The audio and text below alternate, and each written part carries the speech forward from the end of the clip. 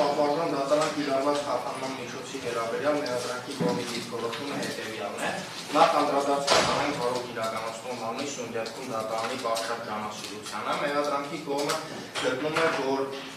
այս ընթացքում նշանակվել եւ կայացել են բազմաթիվ դատական նիստեր, այսինքն դատարանը թե վկաների դատականությունը ապահովելու տեսանկյունից, թե դատական նիստերի նշանակման եւ կայացման տեսանկյունից դրսևորել է պատշաճ ջանասիրություն, ուստի մեղադրանքի կողմը արձանագրում է որով իրականացնում ամնի կողմից պատշաճ ջանասիրության արկայության հարցը, արկայության հանգամանքը հաստատված է համարում։ Միևնույն ժամանակ պատվարժան դատարան մեղադրանքի կողմը գտնում է, որ թեև քրեական վարույթով դատակոչված վկաները բոլորը հարցաքննվել են, այսինքն քրեական վարույթով ներգրավված անձինք, սակայն քրեական դատավարության օրենսգրքի 117-րդ հոդվածով նախատեսված խափանման միջոցի գործողության ընթացքում կիրառված խափանման միջոցի պայմանների եւ հիմքերի այնպիսի մեծ փոփոխություններ տեղի չեն ունեցել, որոնք հիմք կարող էին լինել մեղադրյալի նկատմամբ կիրառված խափանման միջոցը փոփոխելու կամ վերացնելու տեսանկյունից, վերանշված դիրքորոշումը հիմնավորվում է հետևյալ փաստարկներով, մասնավորապես պատվարժան դատարան մենք ի սկզբանե քրեական գործով մեղադրանքի կողմը միջնորդել էր, որպեսզի սկզբնապես հետազոտի գրավոր ապացույցները եւ հետո նոր հարցաքննվեն քրեական վարույթով ներգրաված վկաները, սակայն դատարանը այլ որոշում կայացրեց ըստ էության, այսինքն որոշեց, որ սկզբնապես պետք է համապատասխան սահմանադրական դատարանի որոշման հիմնավորումներով, որ պետք է հարցաքննվեն վկաները եւ հետո նոր ըստ էության հետազոտվեն գրավոր ապացույցները, այս առումով պատվարժան դատարան մեղադրանքի կողմի մտավախությունը հետևյալն է, որ գրավոր ապացույցների հետազոտումից հետո ըստ էության հնարավոր է առաջանան իրավիճակներ, երբ որ վկաներին կրկին հարցաքննելու անհրաժեշտություն առաջանա, մասնավորապես պատվարժան դատարան խոսքը վերաբերվում է հիմնականում օպերատիվ հետախուզական միջոցառումներին, որովհետև մենք օրինակ այսօր վկայի հարցաքննությանը ականատես եղանք մի իրավիճակի, երբ որ քրեական վարույթով ըստ էության օբյեկտիվ հանգամանք հանդիսացող բառակապակցությունները, բառերի իմաստները վկայի կողմից մեկնաբանվեցին ըստ էության այն կերպ, որոնք առնվազն մեղադրանքի կողմի համար ընկալելի չէին եւ մեղադրանքի կողմը չի բացառում, որ գրավոր ապացույցների հետազոտումից հետո հնարավոր կարող է լինել վկաներին կրկին դատակոչել եւ հարցաքննել։ Բացի դրանից պատվարժան դատարան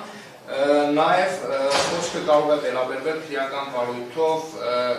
վարույթով ներգրավվածություն ունեցող այլ անձանց ներգրավմանը,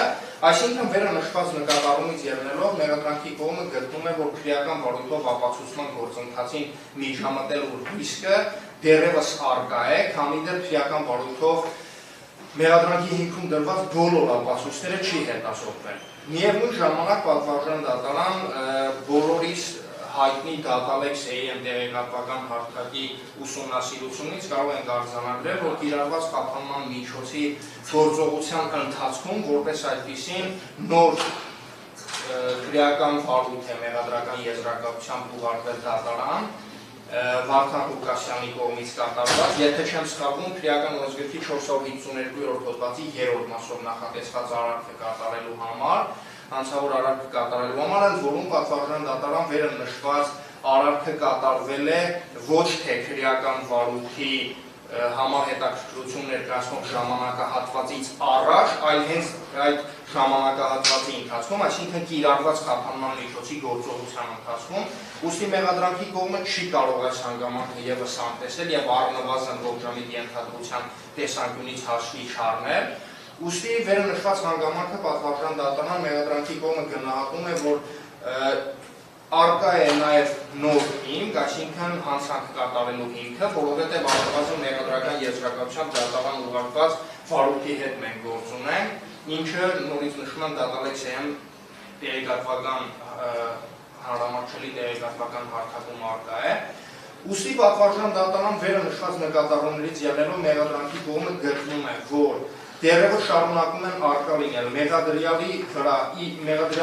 քրեական դատավորության օրենսգրքով, ինչպես նաև դատարանի որոշմամբ դրված պարտականությունները չկատարելու ռիսկը, որը կարող է դրսևորվել պատվարժան դատարան ապացուցման գործընթացին միջամտելու քրեական բարույթով նոր հնարավոր հարցաքննման ենթակա անձանց վրա ազդեցություն գործադրելու, ինչպես նաև նոր հանցանք կատարելու հիմքը արդեն իսկ իմ կողմից նշված հիմնավորումներով։ Միևնույն ժամանակ մեղադրանքի կողմը գտնում է, որ մինչև այժմ կիրառված խափանման միջոցը իզորու է եղել ապահովելու մեղադրյալի պատշաճ վարքագիծը, այսինքն առնվազն այս պահի դրությամբ չունեն քրեական բարույթին խոչընդոտելու հիմնավորված փաստական տվյալ, ինչը վկայում է այն մասին, որ կիրառված խափանման միջոցը պիտանի է։